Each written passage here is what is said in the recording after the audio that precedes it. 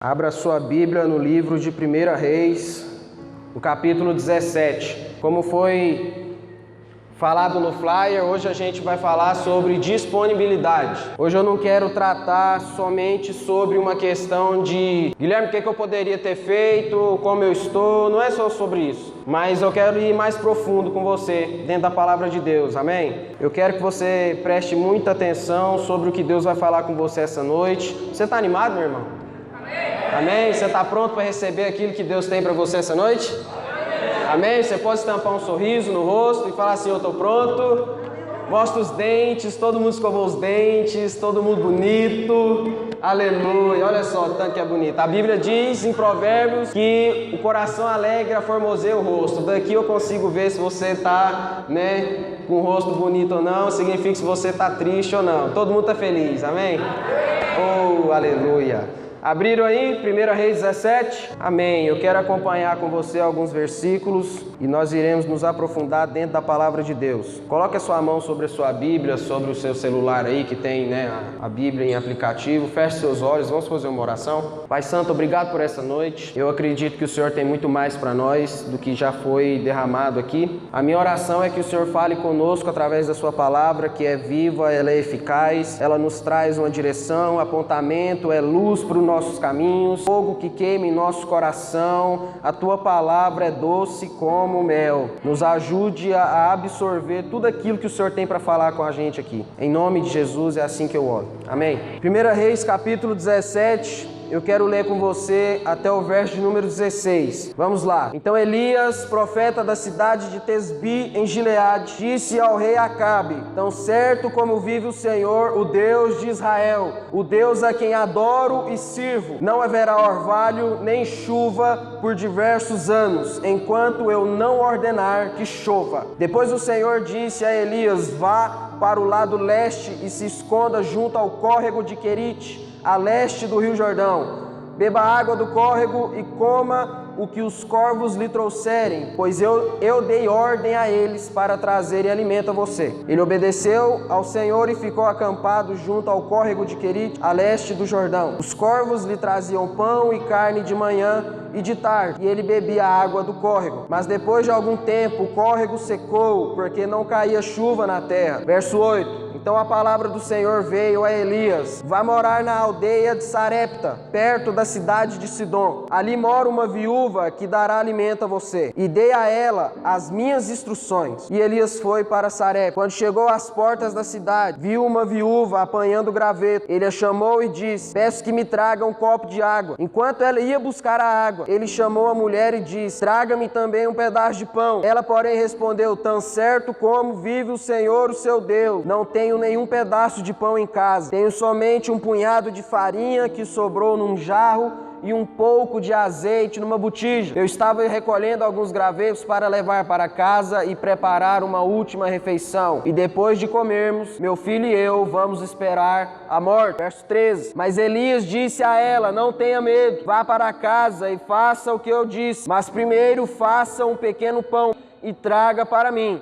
E depois faça algo para você e seu filho, porque assim diz o Senhor, o Deus de Israel: a farinha no jarro não se acabará, e o azeite na botija não faltará, até o dia em que o Senhor enviar chuva sobre a terra. A mulher fez conforme Elias disse. Ela, Elias e o filho dela continuaram comendo do suprimento de farinha e de óleo, enquanto foi preciso, pois por mais que comessem, sempre havia farinha de sobra no jarro e azeite na botija, exatamente como o Senhor tinha prometido por intermédio de Elias. O que isso tem a ver com disponibilidade? Tudo a ver. Eu quero que você pegue o seu dedinho assim, e coloca na sua Bíblia enquanto eu vou lendo alguns pontos importantes dessa palavra. Se você tiver uma caneta, melhor ainda, que você vai sublinhar aí para ser mais exato o aprendizado. Primeiro, que este capítulo 17 é a primeira vez que temos a menção de Elias na Bíblia. Em hebraico, o nome de Elias significa Elija, que significa meu Deus é Jeová. Ótima sugestão para você colocar no nome do seu filho, nome profético. Amém? Segundo Segundo ponto, por que da profecia no verso 1? Se você for olhar no capítulo 16 do mesmo livro, no verso 29, você vai ver um rei chamado Acabe. Capítulo 16, verso 29, a Bíblia diz que Acabe, filho de Onri, ele se tornou rei de Israel e reinou em Samaria durante 22 anos. Porém, este Acabe fez o que era mal aos olhos do Senhor e foi ainda mais perverso do que seu pai. Ele foi mais perverso do que qualquer outro rei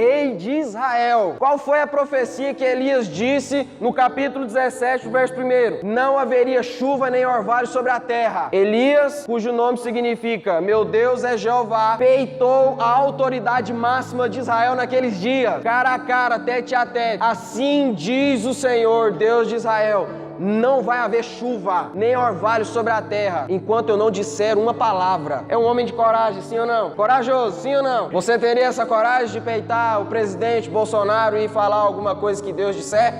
Vamos continuar. Não foi só isso o motivo do juízo de Deus sobre Israel. Tem mais. No verso de número 31, como se não fosse suficiente, ele cometeu os mesmos pecados de Jeroboão, filho de Nebate, e se casou com Jezabel. Esse nome é memorável para você ou não? Jezabel, quem se lembra dessa mulher? Jezabel na Bíblia, levanta o dedo. Amém. Algumas pessoas, se você for ler em Apocalipse, você vai ver que Jezabel é também comparada a um espírito daquele que quer oprimir a autoridade do homem. Se você for ler a história do rei Acabe, você vai ver que ele foi um pamonha e Jezabel que foi o homem da relação. Mas não é esse também o motivo principal, tem mais. Ele também construiu um altar para o deus Baal em Samaria e o adorou. E também fez com que a nação de Israel adorasse esse Deus. Depois fez outros postes sagrados e provocou a ira do Senhor, Deus de Israel, mais do que todos os outros reis. Foi durante o seu reinado que Hiel, um homem de Betel, reconstruiu Jericó. Quando ele assentava os alicerces, morreu seu filho mais velho, Abirão,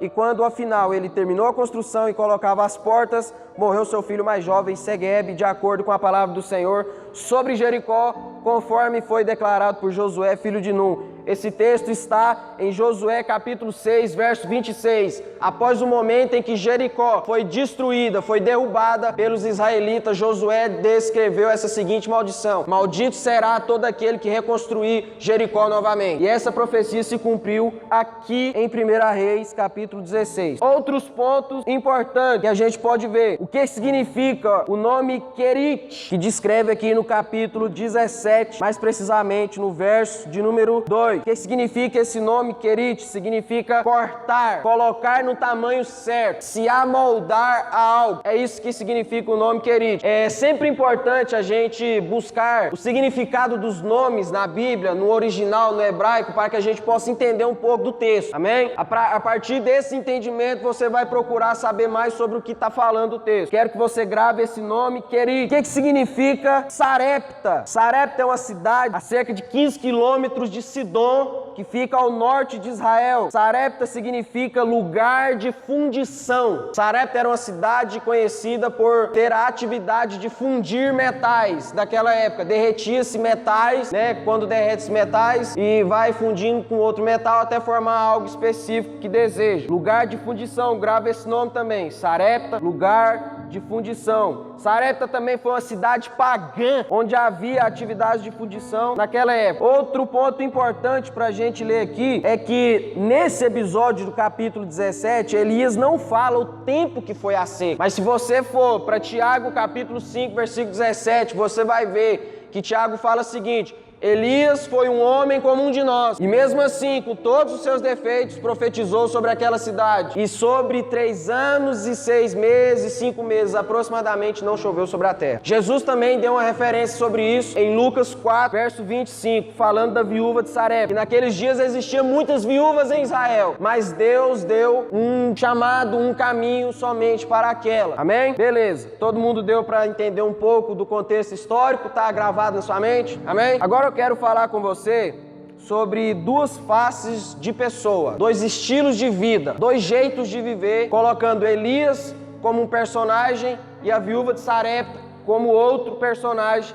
E nisso a gente vai aprendendo um pouco sobre disponibilidade. O que a gente pode aprender com essas 2 pessoas? E no final dessa pregação você vai se autoavalizar quem você é, amém? Vamos lá, Elias, conforme a gente leu aqui no capítulo 17, verso 1, ele foi muito corajoso em peitar, em enfrentar, em declarar um juízo sobre o rei Acabe. Se você for ver também lá em Mateus, Jesus também faz uma menção acerca de quem foi João Batista. Jesus comparou João Batista como Elias.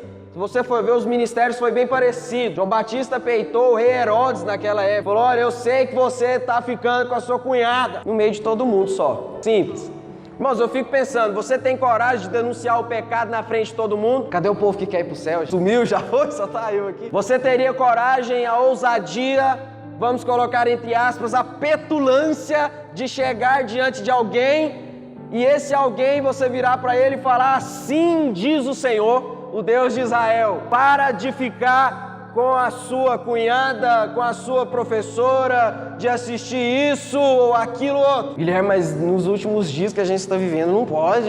Eu quero saber se você tem essa coragem, essa ousadia, sim ou não? Irmãos, vamos ser honestos, estamos num ambiente verdadeiro, amém? Pode falar que não. Elias foi corajoso, ele teve coragem de denunciar o pecado de um rei em sua presença. Irmãos, naquela época só entrava na presença de um rei se lhe tivesse concedido um convite dele mesmo. Se não fosse convidado, ele seria executado ali. Eu penso que Elias, a Bíblia diz que foi um homem como um de nós, ele acabou de falar a mensagem, vazou. Tchau e benção. Um outro ponto que a gente pode aprender sobre Elias. Elias se escondeu num lugar sem forma aparente, isolado de todos e foi alimentado por corvos 2 vezes ao dia. Meus irmãos, isso nos fala de preparação, isso nos fala de isolamento, nos fala de santificação, amadurecimento, preparação para algo maior. Se você for ler no verso de número 2, assim que ele decretou a sentença sobre Israel, Deus falou para ele, vá para o lado leste e se esconda junto ao córrego de Querite, que é o significado disso. Querite não era tanto conhecido assim, por mais que tenha um nome, mas não era tão bonito, tão conhecido. A minha pergunta que eu tenho para fazer a você é, eu tenho certeza que durante a sua vida, você já foi convidado a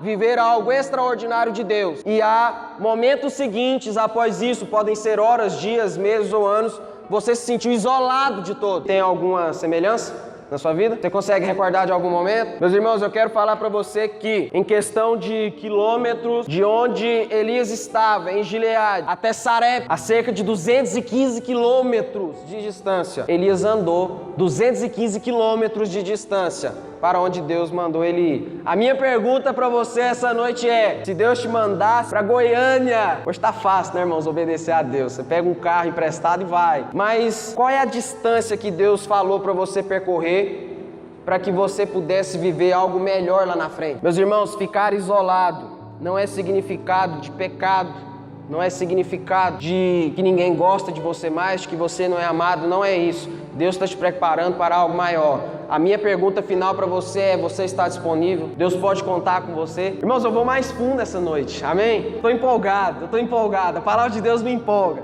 Eu olho isso e eu fico ao delírio, eu vou vontade de ir para o 3º céu, aleluia. Em Sarepta, lugar de seca, fome e idolatria, Elias abençoou uma viúva, pediu água e pão. Você tem coragem de se relacionar com pessoas que não professam a mesma fé que a sua? Ou você desconfia delas? Você tem medo de se relacionar com quem não é da sua igreja? Tem medo de cumprimentar? Você está no sorvetinho, você vê o seu próprio irmão da igreja, você fica com receio de cumprimentar aquele irmão e outra pessoa que você nunca viu. Por isso que eu falo, eu estava conversando com a minha esposa esses dias, ser missionário na África é muito fácil, irmão. Porque você vai ver aquela pessoa uma vez na vida só e vai embora. O amor de Deus é muito fácil. Você tem palavras toda hora. O difícil é você ser missionário na sua casa. Há um id reverso que Jesus nos chamou para fazer. Ser missionário em casa é difícil, irmãos. Você vai ter que tolerar, e eu não vou colocar entre aspas, tolerar pecado, tolerar enjoo, coisas que você não concorda. Difícil é ser missionário em casa. Missionário na África é muito fácil, irmão. Fácil demais. Toda hora você tem uma palavra de Deus para aquela pessoa que você está vendo. Abraça todo mundo, beija, mas e respeitar o pai e a mãe? Pedir bênção, é difícil ser missionário em casa. Mas a minha pergunta para você é, o ambiente que você está favorece você ser alguém melhor ou não? Você está disponível para ser alguém diferente? Se você viver as mesmas coisas que viveu em 2018, eu quero falar pra você, 2019 vai ser do mesmo jeito. Não vai mudar nada. Vai mudar só a data. Só a data e o momento. Eu quero falar algumas coisas sobre a viúva e nós vamos aplicar mais ainda o texto na nossa vida. Quantos estão entendendo? Tá encaminhando na sua mente? Amém. A viúva, se você for ver, a viúva começou, a aparecer no texto, no verso de número 10. Ela estava apanhando graveto. A viúva, ela foi disponível, mas foi em uma coisa só. No verso 11, olha só, enquanto ela ia buscar água, porque Elias virou para ela e falou o seguinte: me dá um copo com água. Ela foi correndo, mas enquanto ela estava indo buscar água, Elias gritou a ela e falou: pega um pedaço de pão também. Para muitos de nós hoje isso é o quê? Que cara folgado. Eu tô trabalhando aqui, pegando meus gravetos para eu fazer um foguinho, para fazer um pão. Ele me pede água, eu largo o meu serviço para ir buscar o copo com água e ele ainda me grita para querer um pedaço de pão ainda. Que folga! Mas esse texto nos revela algo bacana para nós, irmão. Essa viúva, ela foi disponível na água, mas no pão ela não foi. No pão, ela foi descoberta. Suas necessidades foram reveladas. O medo saiu para fora. Na água é fácil, irmão. Você sabe por quê? Porque a água está disponível a todos nós. É algo fácil, é simples. Mas e o pão? E a sua necessidade? E a sua fonte de vida? Você está disponível para dar o seu sangue? A água é fácil, irmão. Pastor Anderson Silva, da igreja Vivo por Ti, em Brasília. Eu acompanho muito ele, eu me inspiro muito nele. Homem, irmão. É homem. Homem com H maiúsculo. Na igreja que o pastor Anderson pastoreia lá, ele estava lá e um dia ele revelou, numa ministração, que ele tinha um sonho de ter um Corolla. E aí nesse Corolla e tal, nesse sonho todinho e tal, Deus deu o Corolla para ele. Tuano. Na época era 2017. Tuano, top de linha, o mais top, a versão mais... Passaram-se 6 meses de Corolla. Deus virou para ele e falou assim: quer que você dá o carro para aquele amigo pastor seu lá? Ele tá precisando do carro. Você tá louco, Guilherme? Ele deu o carro, ele virou pro pastor e falou assim: você tem garagem na sua casa? Tem. Tá ocupado lá? Não, então agora tá. Você tá doido, pastor? Não. Deus mandou te dar. Guilherme, como que alguém faz isso? Ele virou pra esposa dele: mulher, dei o carro, Deus mandou. Seja feita a vontade de Deus, meu amor. Ele tem 3 filhos e um é especial, autista. E aí, ele chama essas pessoas religiosas demais, que é difícil de entender as obras de Deus e tal, ele chama de mentalidade de codorna. Aí ele falou que uma codorna chegou nele. E aí chegou e falou: pastor, você tá louco? Você deu um carro, Corolla 2017, era o seu sonho ter um carro. Como que você deu? E ele falou o seguinte, gente, isso é uma martelada na minha cabeça. Ele virou pra ele e falou: irmão, com todo amor e carinho, você sabe por que Deus pediu o Corolla pra mim? É porque o seu coração não estava disponível. O seu coração não está disponível para fluir a unção de Deus, o meu tá. O que é um carro pra mim, meus irmãos? Luiz Hermínio comprou um, deu 46. Quem deu os outros? Quem deu os outros 45, irmão? A minha pergunta pra você essa noite é: você tá disponível para dar o pão ou só a água? O que é dar água, irmão? Vamos fazer o exemplo. O que é dar água? Quem aqui tem moto? Você empresta a sua moto para a pessoa andar, para o seu irmão querido do peito andar. Ou me empresta, me acode, me ajuda. Alguns ainda não, né? Mas você empresta, você tem um costume. Isso é água, irmão. Por quê? Porque não te doeu, não te custou. Quem tem carro? Quem trabalhou para comprar o carro? Não tô falando quem ganhou, não. Quem trabalhou. Você dá um valor nesse carro, certo? Aí Deus vira para você e fala assim: dá o carro para aquele irmãozinho que chegou agora. Ele tá precisando, ele precisa fazer uma viagem importante e eu quero abençoar ele. Irmão, seu coração tá disponível para isso? Eu quero falar para vocês, antes dessa mensagem chegar no seu coração, chegou em mim primeiro. Se hoje eu e a minha esposa temos um carro, é porque foi feito algo antes disso. Eu e ela falamos: quando nós tivermos um carro, nós iremos servir o Senhor. Aqueles irmãozinhos que a gente vê andando sozinho de a pé na rua, a gente vai dar carona para eles. Para nós era o pão antes, que tinha só a moto, que cabia 2 pessoas. Hoje é a água, irmãos. E assim vai fluindo, pão e água, pão e água. Mas a pergunta é: tá disponível? Você fez 5 anos de faculdade. Hoje para você é água, já passou. Mas o pão é: larga seu diploma e vem me servir, eu preciso de você ali. Mas eu estudei tanto, eu me dediquei 5 anos da minha vida para isso e agora eu simplesmente vou jogar tudo fora. Só tinha um pouco de farinha, irmãos, para comer. Só um pouquinho de farinha. Tava pegando graveto para fazer o foguinho, fazer o pão e comer. O que Elias pediu para ela? Vai lá e pega um copo de água para mim. Ela foi. Me dá um pedaço de pão também. O que saiu da boca dela? Blá, blá, blá, blá, blá, blá, blá, blá, blá, blá, blá, blá, blá, blá, blá, blá, blá. Vamos ler, meus irmãos. Vamos ler, vamos acompanhar. Verso número 12. Tão certo como vive o Senhor, o seu Deus. Tão certo como vive o Senhor, o seu Deus. Não era o Deus dela. A cidade em que ela vivia não tinha profeta, não tinha doutrina de Deus, não tinha boca de Deus lá. Ela não aprendeu isso. Isso para ela era um escândalo. E para nós hoje ainda, mesmo servindo Deus que nós conhecemos, é um escândalo. Tão certo como vive o Senhor, o seu Deus, Não tem nenhum pedaço de pão em casa, nem pão estava pronto. Mas ela falou a verdade. Eu tenho um punhado de farinha que sobrou no jarro e um pouco de azeite na botija. Eu estava recolhendo alguns gravetos para levar para casa, preparar a última refeição e depois de comer, meu filho e eu vamos morrer. Jesus falou em Mateus 6:21 o seguinte: aonde está o teu tesouro, aí está o teu coração. Meus irmãos, quando Jesus pede algo para você, seu coração dói ou se alegra? Eu quero chamar você para ser líder de célula. Seu coração dói ou se alegra? Eu quero chamar você para andar junto com aquele fulano lá. Dói ou se alegra? Preciso de você para ajudar lá no MCA, na UniNB e na UEG. Seu coração dói ou se alegra? Preciso de você para servir em algum ambiente do culto 360. Seu coração dói ou se alegra? Meu filho, eu te dei R$100. Eu preciso que você pague um almoço para aquele fulano lá e pague a hospedagem. Seu coração dói ou se alegra, meus irmãos? Percebe que o nosso coração está em algumas coisas que às vezes não é totalmente de Deus? Como nós cantamos. Meu filho, eu preciso que você dedique 30 minutos do seu tempo. Preciso que você ore por fulano. Mas, Guilherme, ora por mim, que não sei o que, não sei o que, não sei o que. É água. É fácil pedir oração e receber, é fácil. Difícil é dar o pão, irmão. Sabe o que eu aprendo com a viúva aqui? Que esperança em algo perecível não ajuda a enxergar seu futuro. Você ter esperança em algo que vai perecer não te ajuda a enxergar o seu futuro. Seu futuro fica nublado. Se a sua esperança está nos 5 anos que você fez de faculdade, ou 4, ou 2,5, ou 3, e você pegou seu diploma, pegou lá na parede lá e falou, olha, bênção, sofrimento, não. Seu futuro está só ali, ele vai ficar só ali. É por isso que muitos de nós vivem crises existenciais e ministeriais. Não sei por que Deus me chamou, não sei por que eu estou aqui, não sei para onde eu vou, o que Deus quer de mim. Por quê? Porque a sua esperança está aqui, meus irmãos, está em bens, está no que ter, no que ganhar, no que comer, no que vestir. A Bíblia diz em Colossenses 1, se eu não me engano, é no verso 27, Cristo em vós, a esperança da glória. Paulo aponta para o eterno, não é aqui. Qual que é a esperança? Cristo em nós, Jesus está em você. Você já tinha que estar feliz só por isso, mas não. Nós queremos nos satisfazer em outras coisas. E aí o nosso futuro fica nublado. Nós não enxergamos ele mais. Aonde eu estou indo?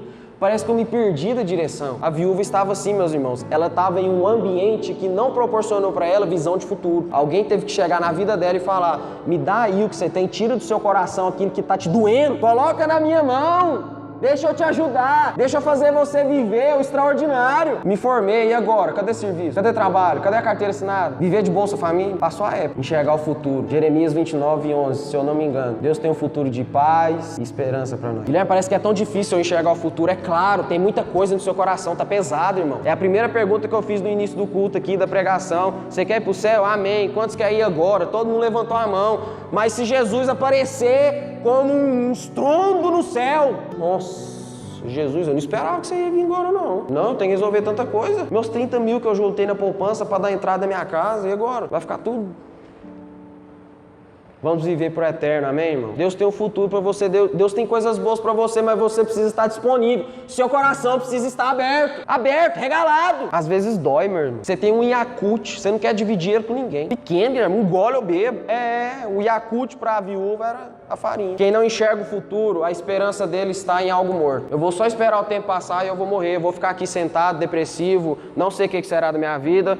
E vou cantar a música daquele peão lá que eu não sei o nome. Será, só imaginação. Será que alguma coisa vai... Será, vive de será. Mas por que não consegue dar um passo? Porque o coração dele tá pesado, tá cheio de coisa. Não tá pra Deus, não tá disponível. Cristo em nós, a esperança da glória. Pessoas hoje, irmãos, elas querem viver coisas extraordinárias em Deus, mas não quer andar 215 quilômetros, não. Guilherme, eu quero estar disponível pra Deus. Você não tá me entendendo. Eu quero ser um líder, eu quero aprender a orar, eu quero orar, colocar a mão na cabeça da pessoa lá e sair a jubiscreia dela lá, eu quero que ela seja curada, eu quero viver isso. Vá para a célula, pertença a uma família, a um ministério da igreja. Ah não, mas fica difícil, meu irmão, você quer viver milagre aonde? A frase de 2018, grandes sacrifícios, grandes milagres, quer ter uma vida de milagre.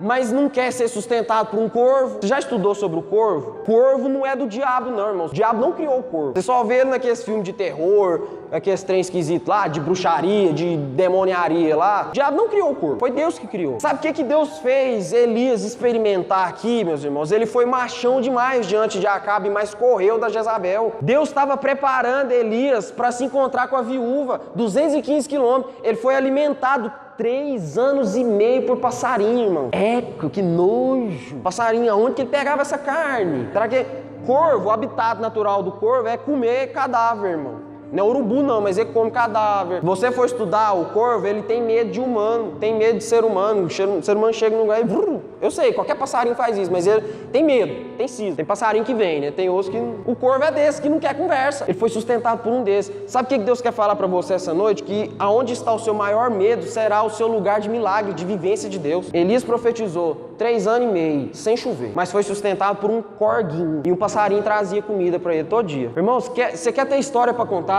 Para de reclamar do que você está vivendo. Deus está fazendo com que você entre em lugares escondidos para você ter raiz, força para algo maior, irmão. A gente tem que parar com essa paranoia de ficar vivendo as mesmas coisas, as mesmas lamúrias. Eu não estou dando conta de orar. Nossa, eu não estou dando conta de ler a Bíblia. Irmão, já está com barba na cara. Eu não estou dando conta de orar, de ler Bíblia, não sei o quê. Ai, Guilherme, você tem que ter paciência comigo. Ai, Guilherme, mas não é assim também não. Cada um tem um jeito, não sei o quê. Irmão, é por isso que nós não experimentamos o melhor. Porque a gente fica se atentando para a qualidade da carne que o corpo está trazendo. Se a água do corguinho, ela é filtrada, potável, natural. Às vezes Deus quer esconder você em algum lugar para que você seja preparado para um lugar melhor. Para que você se encontre com uma viúva de Sarepta. Para que a incredulidade dela seja fundida, seja derretida, para que a sua fé no Deus Todo-Poderoso possa entrar no coração dela e ela começar a acreditar no que você fala. Nenhuma palavra de Deus você tem para falar com alguém, meu irmão. Você vai no supermercado praticamente todos os dias.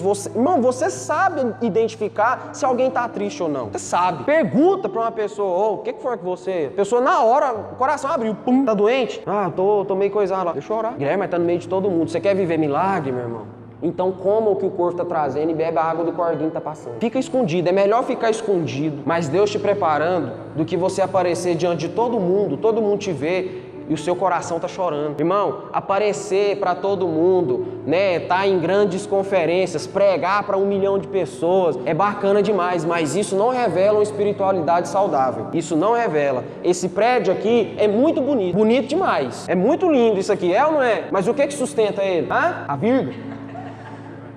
O que sustenta o prédio, meus irmãos?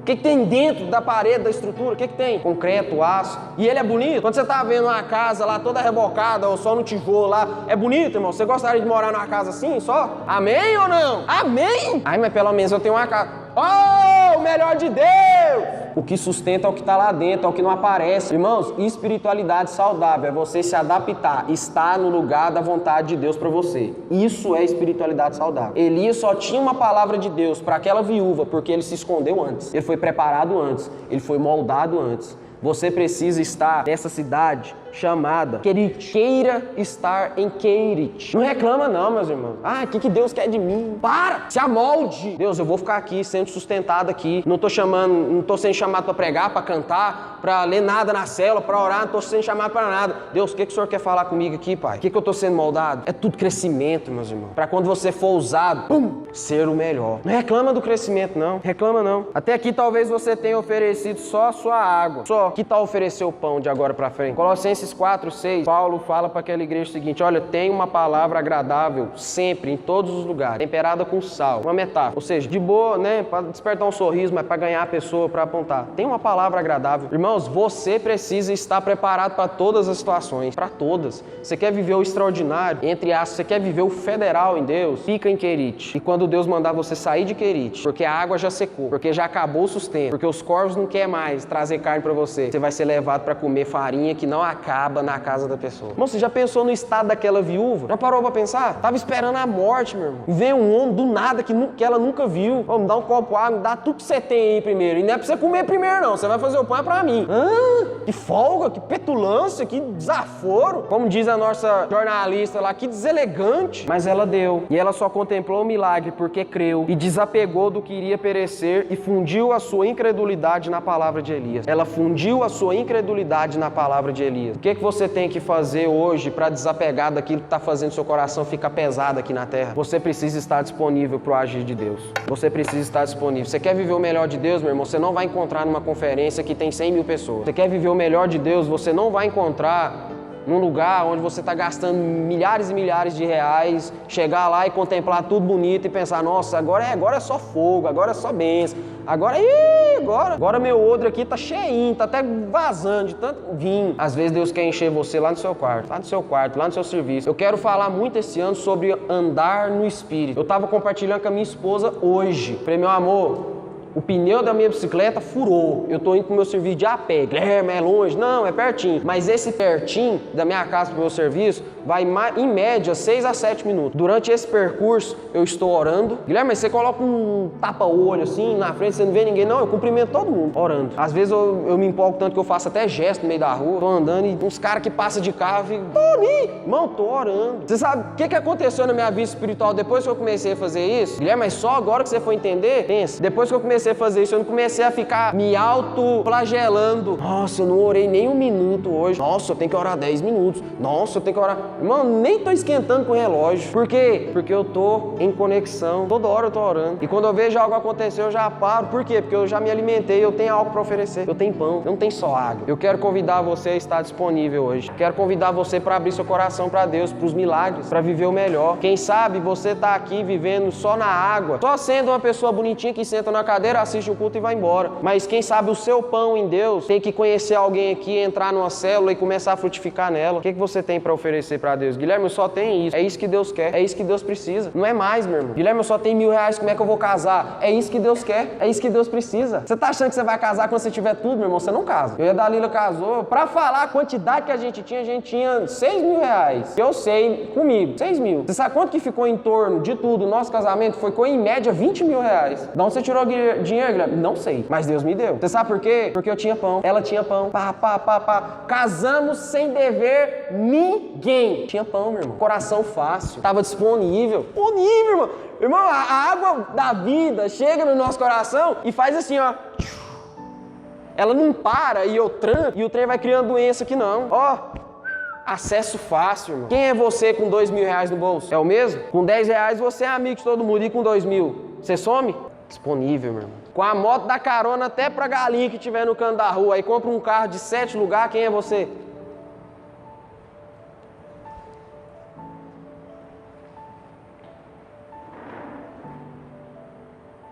Esteja disponível. Não mude por causa de coisas, meu irmão. Esteja disponível. Amém?